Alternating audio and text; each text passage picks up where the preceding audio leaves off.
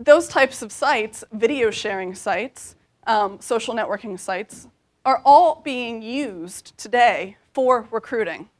They're being used to share authentic information about organizations. They're being used to share pictures from recruiting events, from photos just from people with what they're doing during the day. They're being used to serve as a window into the organization. YouTube is absolutely being used this way. Who has any video that they use right now for recruiting? What's the content of the video?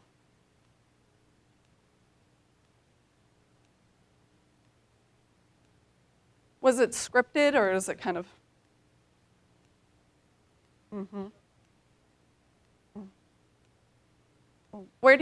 How do people see it? Is it on your career site?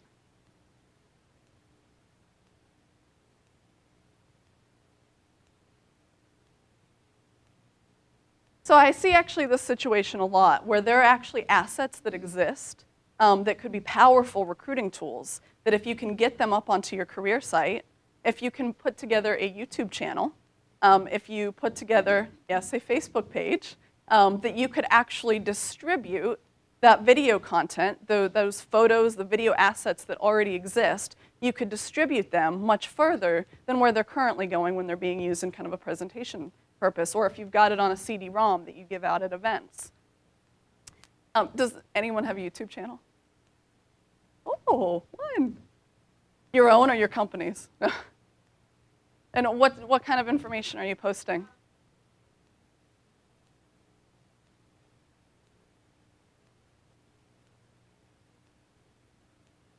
So kind of how to an instructional.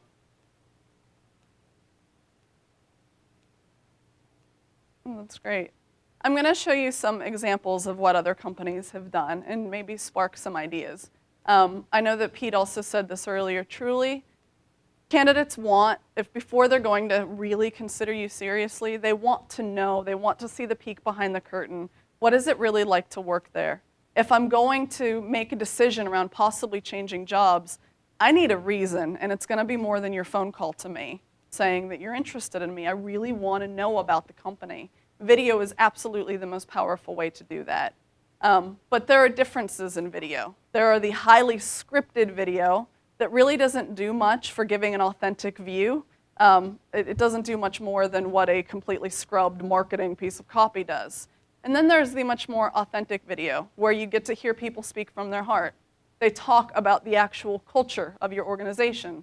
They talk about your company DNA and what you guys are actually made of and why people really go to work there, right? We're humans. That's what we connect to. That's what we care about. That's what helps make a decision. We talked about the employer reputation. When we actually do audits before we do something like, hey, let's put together a YouTube channel, we will do a really formal audit and understand, we'll do the listening part and understand what is being said, who's saying it, where are they saying it, and then that's how we'll help you build a social media strategy. And we'll even have pretty little charts that show you where conversations are going on. Why? Why is this important, right? Well, we've talked about changing expectations. Absolutely, it's important from a changing expectation standpoint. But it's also really important, one, because it's efficient. You know, there was the quote from Edison that was used about how research, you know, is a time waster, that it's not efficient. And I say to that, you know, Edison didn't have Google. I mean, the way that you can do research today, the way that you can find people, how quickly you can find them, how you can target them, how quickly you can expand your network, you could never do that at a normal, you know, even recruiting conference. The amount of people that I've been able to connect to who are directly within my same industry or that are doing digital marketing, that are interested in social media, the amount of people that I've met in the last 3 years because of the efficiency of these tools are more than I met in the first 11 years of my career. You know, you absolutely can't beat the power of the efficiency that comes from being able to use these tools. And we really are talking about how do you connect to the passive job seeker.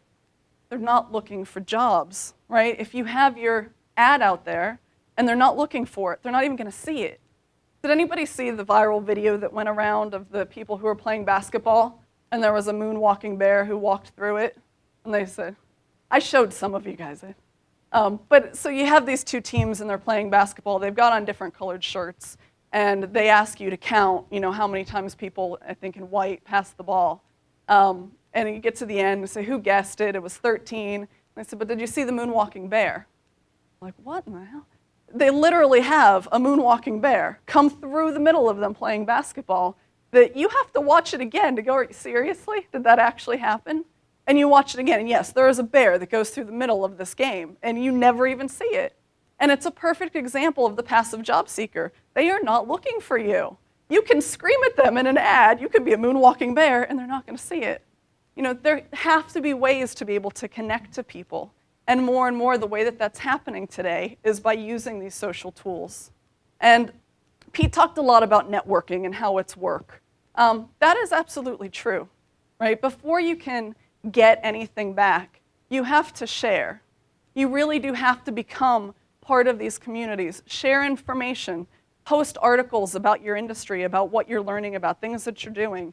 You really have to start using the tools almost first for yourself to start posting things that you do every day.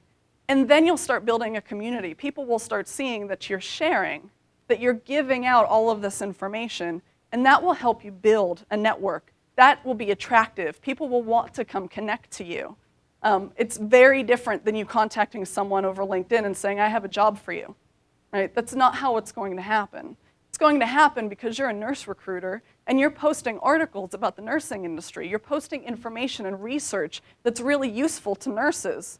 Nurses are going to notice you, and when you send out an invite to them, you can say that, I share all of this information all the time. I thought you might be interested. And they're going to connect to you in a way that's about building the community. It's not about selling them a job. Everything that we do with social recruiting is going to be visible on search engines. That's another one of the reasons why. We absolutely know that search engines are the #1 place that people go to when they're looking for any information. In order to be able to control, the only way that you can control is by participating and being part of it. The more you do out within the social web, the higher visibility you're going to have on search engines. And more importantly, you're going to be able to help people make sure that it's going to be an organizational fit before they even spend the time talking to each other, coming in, interviewing, or being there for 90 days and realizing it was a really bad fit. The more that they can assess up front and see, yes, this company is like me. We do share the same DNA. I am very interested in being there. That is going to help you be more efficient. So who's blogging? Who's blogging? Anybody? No? Why not? You're blogging, yes. But HOTUS isn't blogging. No one else blogging? Jeremy's blogging. I'm blogging. Who reads my blog? Answer this right. Okay. A lot of the major corporations today are absolutely blogging. But you're seeing a lot of smaller organizations blogging as well. Why? It's relatively easy. There aren't a lot of barriers to entry. You don't have to be a programmer. Being able to get in and set up a blog is relatively easy.